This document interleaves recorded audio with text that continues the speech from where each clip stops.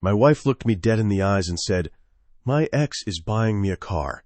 He deserves a good time." For a few seconds, the only sound in our kitchen was the hum of the refrigerator. Sydney stood by the counter with her purse still on her shoulder, glowing like she had walked out of some expensive hotel lounge instead of our driveway. Her hair was smooth, her lipstick was fresh, and the perfume on her was not the one she wore to work. Underneath it, I smelled another man's cologne. I was sitting at the kitchen table with my laptop open, going over invoices for a flooring job in Clearwater. I had concrete dust on my boots, a half-finished coffee beside my hand, and a printed note next to my keyboard. Sydney did not notice the note. She was too busy enjoying the sentence she had just thrown at me. "Say that again," I said. She gave a small laugh. "Don't act like you didn't hear me." "I heard you." "Then why are you looking at me like that?" I leaned back in my chair and looked past her. Near the hallway, tucked beside the wall, was her overnight bag, black leather, gold zipper, packed before she even came home. That told me this was not a conversation. It was an announcement. Sydney crossed her arms. "Preston is buying me a car." Preston.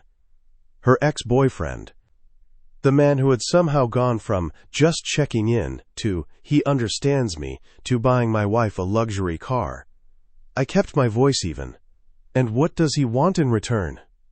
Sydney laughed again, but this time it had a sharp edge. "My ex is buying me a car. He deserves a good time." The room went quiet in a way I could feel in my chest.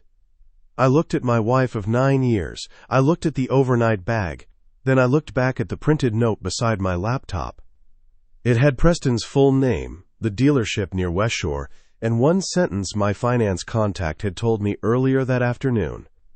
"He needs someone with cleaner credit to get approved." Sydney smirked like she had finally found the perfect way to hurt me. I folded the note once and slid it under a stack of invoices. Then I said, "Do not sign your name to anything for that man unless you understand every line." Her smile faded just a little. "That's what you're worried about? That's what you should be worried about." She shook her head.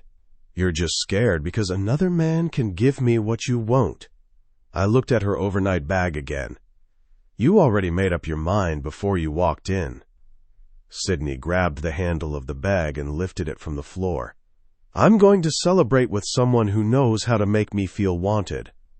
I did not block the door. I did not raise my voice. I did not ask her to stay. I only said, "Then, go enjoy the man you chose." That bothered her more than anger would have. She waited a second, like she wanted me to chase the argument. When I didn't, she rolled her eyes and walked out. A few moments later, her headlights swept across the kitchen window and disappeared down the street. I sat there for a long time after she left. Then I opened the folder I had been building for 3 weeks. Sydney and I had been married for 9 years. Most of those years had been good, or at least I thought they were. We lived in Tampa, in a house we bought when business was finally steady. I ran a small commercial flooring company. Nothing fancy. Grocery stores, medical offices, hotel renovations, restaurants that needed tile replaced before opening day. I worked early mornings. I came home tired. I knew the price of materials, insurance, payroll, and mistakes. Sydney worked in HR for a hotel group. She handled onboarding paperwork, employee records, internal complaints, policy issues, all the quiet messes people caused behind polished doors. She was good at it. Sharp, organized, calm, and public. That was one of the first things I loved about her. But over the last year, she had changed. At first, it was small. She started talking about the hotel executives who came through the office, their watches, their cars, their weekend trips, their private dinners with clients, the way they walked into valet lanes without checking prices. She used to tell those stories like jokes. Then she started telling them like comparisons. One night, while I was rinsing grout off my hands at the kitchen sink, she said, "Do you ever wonder what it would be like to just enjoy life instead of always planning for something?" I dried my hands on a towel. Planning is why we have this house. She looked around like the walls had insulted her. Exactly, she said. A house. Bills. Schedules. More work. I should have understood then that what I called stability, she had started calling a cage. Then Preston came back. At first, she made it sound harmless. He messaged me on Instagram, she said one evening, barely looking up from her phone, just checking in. Preston was her ex from before we got married. I had met him once, years ago, at a mutual friend's birthday dinner. He wore sunglasses indoors and talked louder than everyone else at the table. That was all I remembered. Checking in after 10 years? I asked. Sydney shrugged. People reconnect. They do. She glanced at me. Don't make it weird. So I didn't. But I watched. That was something people underestimated about me. Because I was quiet, they thought I missed things. I noticed when Sydney started taking calls in the garage. I noticed when her phone turned face down every time she put it on the counter. I noticed the new perfume, the sharper dresses for after-work drinks. The sudden interest in rooftop bars and hotel lounges, she said, were networking spots. I noticed when Preston's name started showing up in casual conversation. Preston said this. Preston knows a guy. Preston thinks I should stop settling. One Thursday night, she came home from drinks near Channelside with a smile she tried to hide. I was changing the air filter in the hallway. She stepped around my ladder and said, "Some men still know how to make a woman feel special." I looked down at her from the second step. That a general statement or a specific one? She smiled. Maybe both. That was when I knew. Not because of one comment, because of the pattern behind it. Sydney did not want me to ask questions. She wanted me to feel threatened. She wanted me to compete. But I had no interest in competing with a man who needed a spotlight to feel real. The first real warning came from Graham. Graham was a finance guy the first knew through renovation work. He handled financing connections for some commercial clients and knew half the people around Tampa who borrowed money to look richer than they were. I ran into him at a hotel renovation site near West Shore. I was measuring a lobby floor where the tile had cracked under the luggage carts. Graham was there meeting with the property manager. We talked business first, material costs, delays, labor. Then Sydney's hotel group came up, and somehow Preston's name entered the conversation. I do not remember exactly how. I only remember Graham's face changing. He looked at me for one extra second. You know Preston Vale? My wife does, I said. Graham pressed his lips together. Careful with that one. I kept my tape measure in my hand. Why? He lowered his voice. I can't talk about private files, you know that. I'm not asking you to. He has a reputation, Graham said. Leased cars he can barely keep up with, vendors chasing him, balances he moves around, big image, weak foundation. That got my attention. Graham looked toward the lobby doors, then back at me. He recently tried to get into a high-end vehicle, needed stronger paper behind him. Stronger paper? A cleaner co-applicant. I felt something cold move through me. Was the co-applicant Sydney? Graham did not answer. He did not need to. He only said, make sure nobody in your house signs anything without reading it. That afternoon, I did what I always did when something did not feel right. I checked what I could legally check. Public records, court filings, old judgments, business complaints. Nothing dramatic by itself, but together it painted a picture. Preston looked expensive from far away. Up close, he looked overdue. By the time Sydney started talking about the dealership, I already understood the shape of the trap. Preston sent her photos like bait. The first one was the dashboard, cream leather, big screen, blue lighting. Sydney left her phone on the counter while she poured wine, and the message popped up. This would look better with you in it. She saw me see it. Instead of looking embarrassed, she smiled. Pretty, right? It's a car. It's not just a car, Malcolm. To her, it was proof. Proof that someone saw her. Proof that someone wanted to spoil her. Proof that I had failed some test I did not know I was taking. The next photo was the key on a salesman's desk. Then Preston beside the hood, grinning like he owned the building. Then a message that said, "You deserve better than safe." Sydney stared at that one for a long time. That night, she walked into the bathroom and called him with the shower running. I sat on the edge of the bed and listened to water hit tile while my wife laughed softly behind a closed door. The next evening, she brought up the dealership while I was packing paperwork for a restaurant job. "Preston wants me to come see it in person." "The car?" "Yes." "Are you signing anything?" She turned from the mirror, one earring in her hand. "Why do you always make everything sound like a warning?" "Because some things are." "It's basic paperwork," she said. "I work with documents every day." That line stayed with me. Sydney was not some teenager being fooled by a smooth smile. She worked in HR. She read forms for a living. She handled employment records, complaints, policy notices, signatures, consequences. Her mistake was not ignorance. It was arrogance. She believed Preston's attention made her smarter than the risk. The next night she came home glowing. That was the night everything broke.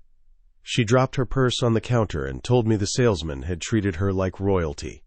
Preston had handled the hard part. The car was basically hers. I should have been happy someone was finally doing something special for her. I asked one question. "What did you sign?" Her face shifted. Only for half a second. But I saw it. "Standard finance forms," she said.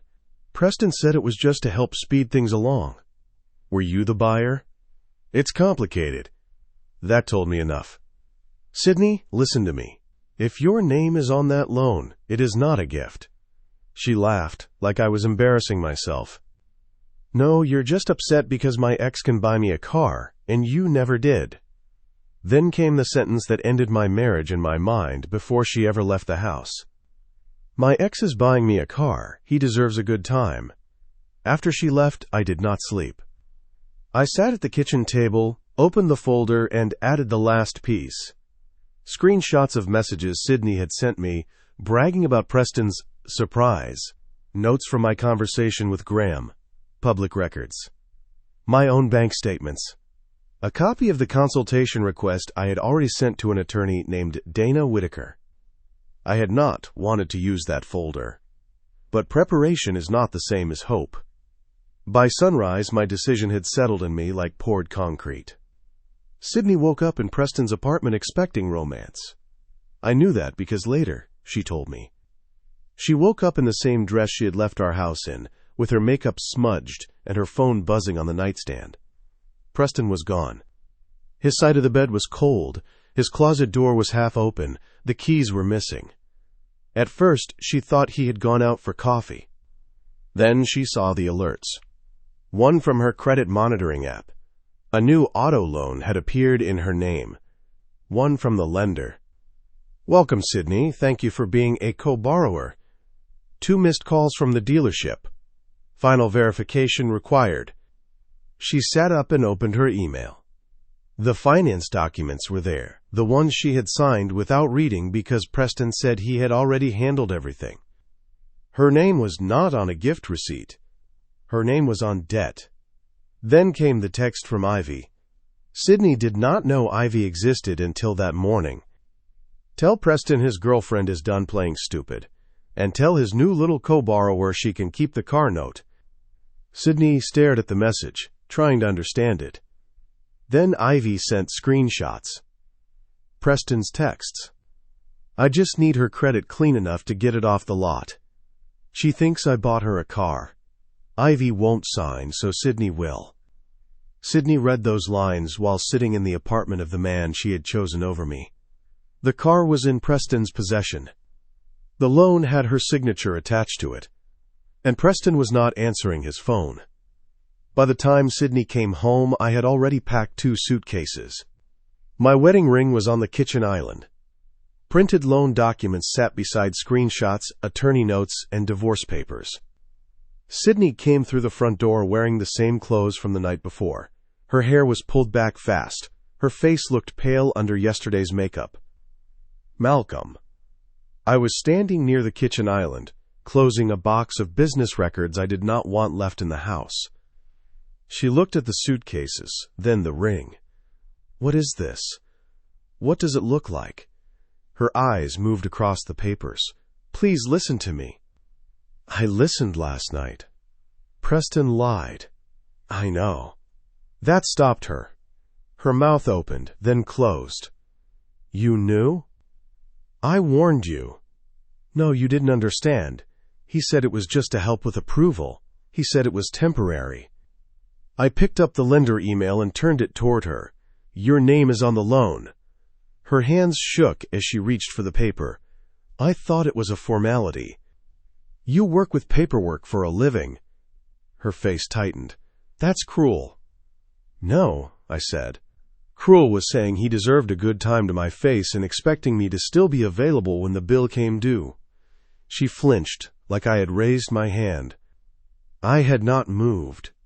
We're married, she said. We need to handle this together.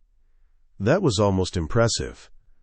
The night before, she had left our house to celebrate with Preston. Now the loan existed, and suddenly we were married again. I leaned both hands on the island. You told me he deserved a good time. Now he has your signature too. Tears started building in her eyes. I made a mistake. No, a mistake is signing one bad form. This was months of lying before you ever picked up the pen. She shook her head. I was confused. You packed a bag before you came into this kitchen. She looked toward the hallway like the bag might still be sitting there to defend her. You smiled at his texts in front of me, I said. You took calls in the garage. You compared me to a man who was shopping for your credit score. Her voice dropped. I didn't know he was using me. You were fine with using me. That one landed. Her tears spilled over, but they did not change the papers on the counter. What are you doing? She whispered. I'm leaving today. Dana will contact you about the divorce. Divorce? I looked at my wedding ring on the island. You left this marriage before you left this house. Sydney reached for my arm, but I stepped back. She looked shocked, like distance was something only she was allowed to create. Malcolm, please. I picked up one suitcase. I hope you read the next document before you sign it. Then I walked out. Sydney tried to go to work the next morning like she could still control the image. That was always her strength. No matter what happened at home, Sydney could smooth her hair, clip on her badge, and walk into that hotel office like she had never made a bad decision in her life. But panic has a way of showing through polish. She arrived late. Her badge was clipped crooked. The loan packet was folded inside her bag, bent at the corners from how many times she had opened it. The worst part was the setting. Sydney worked in the hotel group's admin office. She was the person employees came to when someone crossed a line. She handled complaints, conduct reports, and internal reviews. She had sat across from people who cried, lied, blamed, and begged. That morning, she became the story people whispered about. Ivy walked into the hotel lobby just after 10. I heard this from Daniel, one of the maintenance supervisors, and later from Dana, because the lobby incident ended up mattering. Ivy was well-dressed, calm and furious, in the quiet way that makes people pay attention. She walked to the front desk and asked for Sydney by name. When Sydney came out, she froze. Ivy held up her phone. You know who I am? Sydney did not answer. I'm the woman who refused to co-sign for Preston. A front desk supervisor looked up. Two managers slowed near the hallway. Sydney lowered her voice. This is my workplace. Ivy smiled without warmth. Then you should understand documentation. She opened the screenshots. She did not scream. She did not throw anything. She just read enough for the air to change. She thinks I bought her a car. I just needed her credit clean enough to get it off the lot. The lobby went silent. Someone behind the desk whispered, "Oh my God." Sydney reached for the phone, but Ivy pulled it back. He used you because I said no. Ivy said. "Now stop calling me, stop messaging me, and stop acting like you were the only one lied to." Then she walked out. Sydney stood there in the lobby of the company where she had spent years protecting her image, holding a folded loan packet while everyone pretended not to stare. I did not expose her. I did not need to. Preston had done that. Ivy had simply turned up the volume. After that, Preston disappeared. The car was gone. The loan was real. The lender had Sydney's signature. Ivy blocked her. The hotel group opened an internal review because the confrontation happened in the lobby, in front of staff and guests.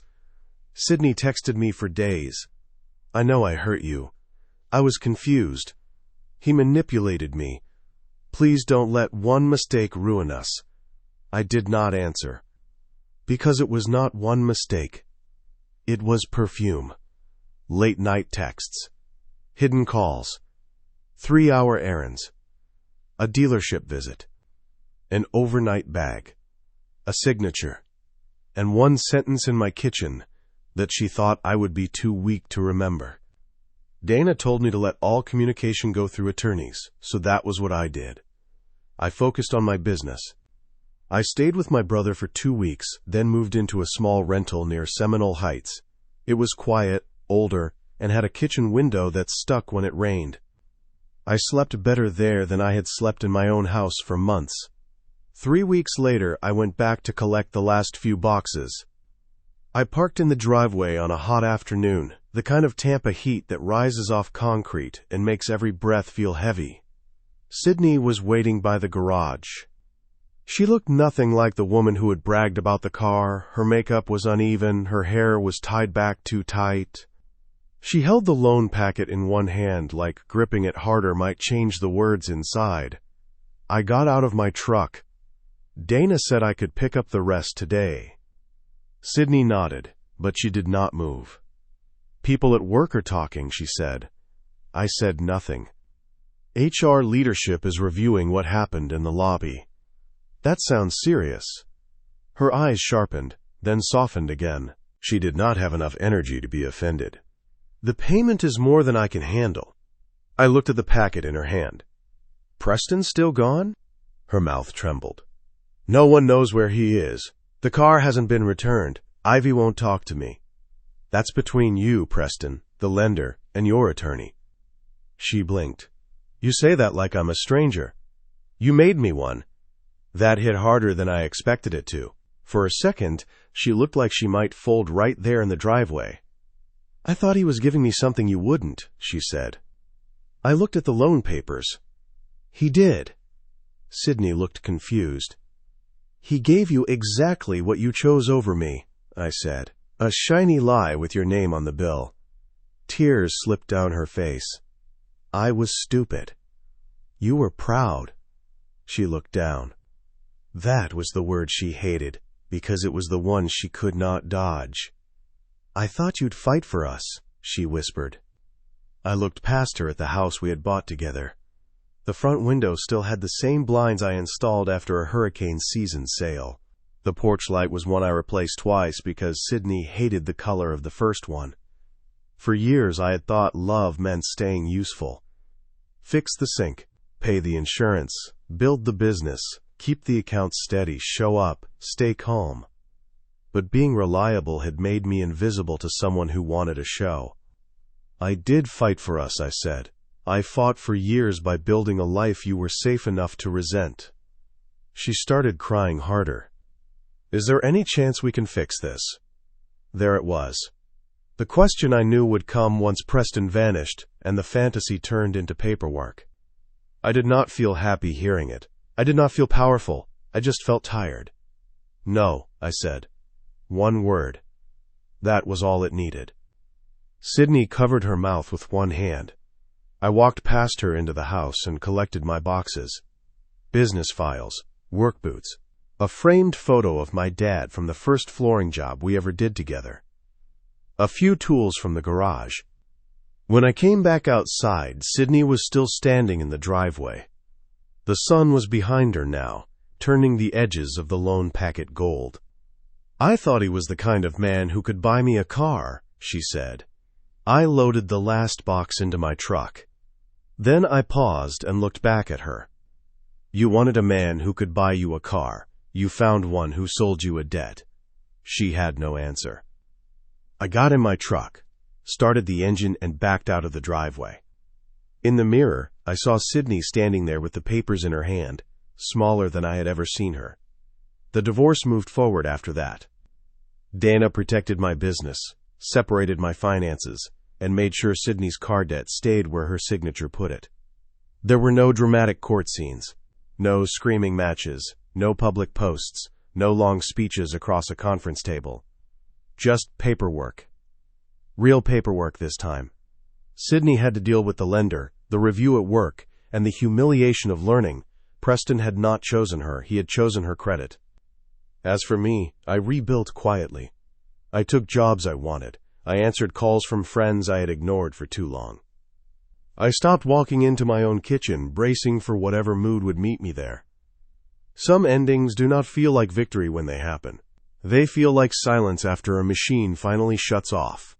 For months, I thought the worst part was losing my wife. It wasn't. The worst part was realizing how long I had been trying to earn respect from someone who had already decided steady love was beneath her.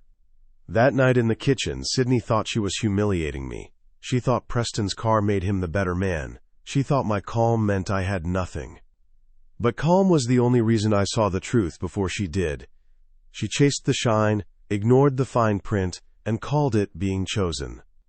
I read the room, read the pattern, and walked away before her bill became my burden. And when I left that driveway for the last time, I did not feel like I had lost a luxury car, a polished image, or a woman who needed another man to make her feel expensive.